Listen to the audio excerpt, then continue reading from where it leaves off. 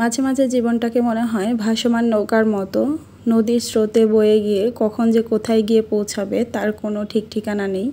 আজকে আমার শোকেজের বেশ কিছু কোকারিজ আইটেম আমি একটু গুছিয়ে নিলাম, সেই সাথে হচ্ছে সোফার কাভারটাও চেঞ্জ করে তারপর সেগুলো ক্লিন করে সোফার রুমের ডেকোরেশনটাও চেঞ্জ করে নিলাম।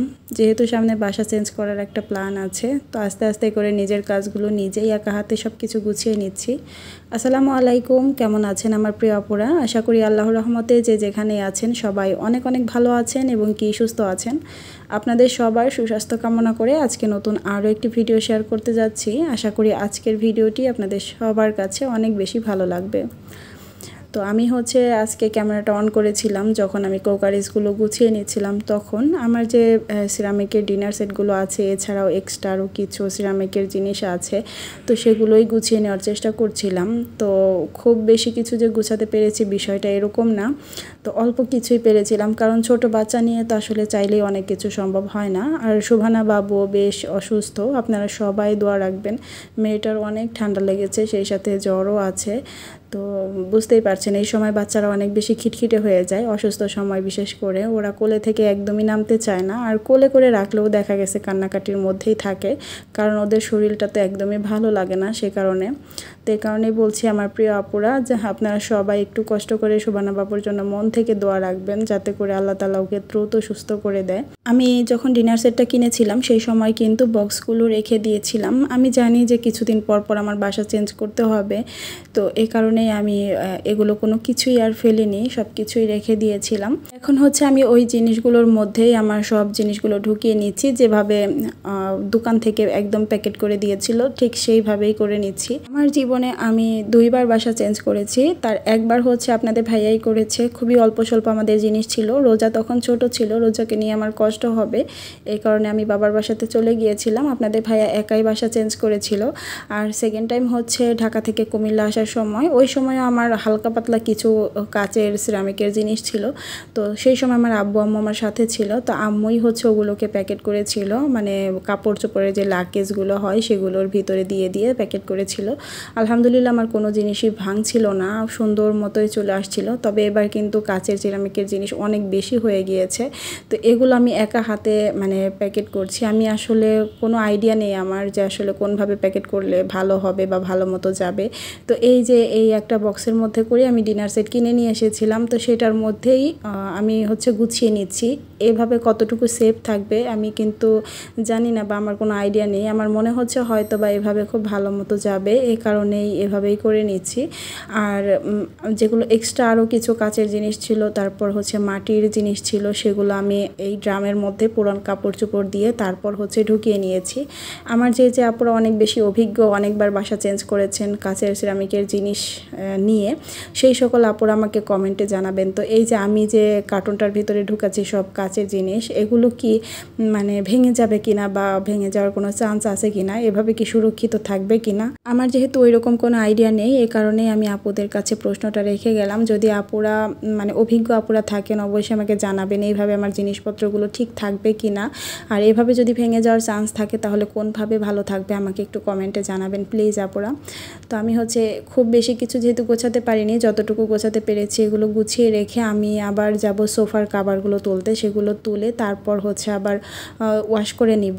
যেহেতু একা হাতে সব কিছু করছি, আর আমি চাচ্ছিলাম এখান থেকে সব কিছু ধুয়ে একদম ক্লিন করে নিয়ে যাওয়ার জন্য, কোনো ময়লা বা নোংরা জিনিস যেন না যায়, ওখানে যাওয়ার পরে যেন আমাকে কোনো জিনিস ওয়াশ করতে না হয়, আমি যেন সুন্দর করে একদম পরিপাটি করে গুছিয়ে নিতে পারি। আর এই যে দেখেন এতটুকু জিনিস গোছাতে গিয়েই ঘরের অবস্থা কিন্তু 12টা বেজে গিয়েছে। ঘর বাড়িও ক্লিন করতে হবে, বলতে গেলে যেদিকে তাকাচ্ছি সেদিকেই শুধু কাজ আর কাজ। শোভানাবাবু একটু ঘুমাচ্ছিল, এই সময়টাতেই আমি দ্রুত কাজগুলো সেরে নিচ্ছিলাম। তো এখানে হচ্ছে কুশনের যে কভারগুলো সেগুলোও খুলে নিচ্ছিলাম, এগুলোও আমি ওয়াশ করব।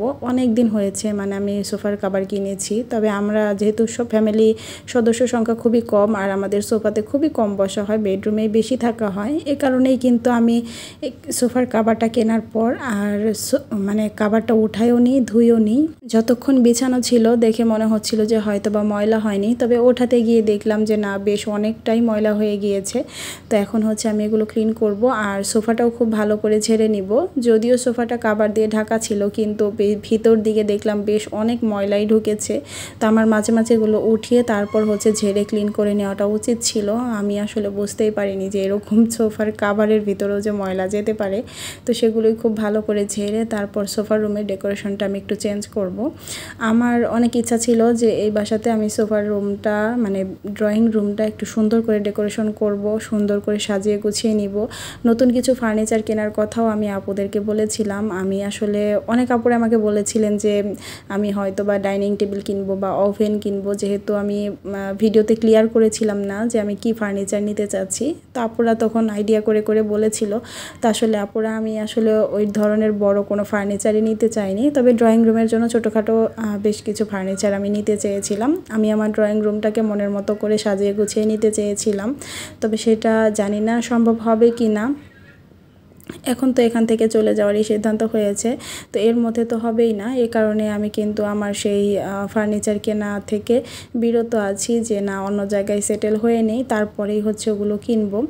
তো এখন হচ্ছে আমি একটু অন্যরকম করে সোফা রুমটা ডেকোরেশন করব। আসলে আমার সোফা রুমটা বড় আছে, আবার খুব যে বড় তাও না, মোটামুটি সাইজের মধ্যে আছে আর কি। আমি যে একটু এল শেপ করে সুন্দর করে সোফাটা ডেকোরেশন করব, ওটা আসলে সম্ভব হয় না এখানে।